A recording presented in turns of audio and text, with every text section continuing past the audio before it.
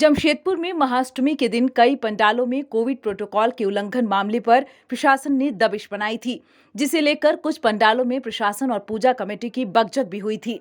इस मामले पर राज्य के मंत्री बन्ना गुप्ता ने जिला प्रशासन और पूजा कमेटियों से संयमता से पर्व को संपन्न करवाने की अपील की।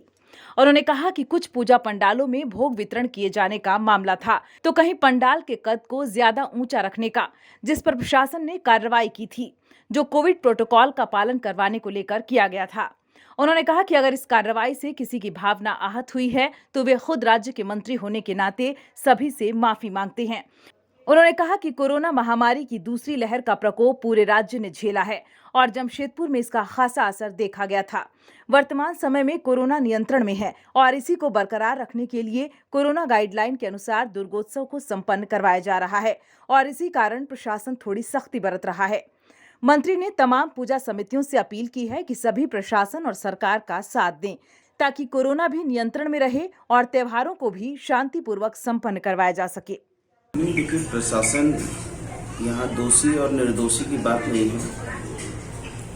बात है कि कोविड-19 की विभीषिका को हम लोगों ने देखा है और वो खतरनाक लम्हों को बयान नहीं किया जा सकता है और तीसरी लहर की भी आशंका से इनकार नहीं किया जा सकता है। तो इसलिए उसी के मद्देनजर थोड़ी हम लोगों को, मैं खुद भी पूजा करता हूँ, उपवास रखता हूँ, मेरा पूरा परिवार रखता है और हम लोगों को करना भी चाहिए। और मैं प्रशासन से भी ये जरूर निवेदन करूँगा कि थोड़ा संयम प्रशासन को भी बरतना चाहिए और हर चीज़ों को मानवीय और धार्मिक दोनों आयाम को समझ के काम करना चाहिए। और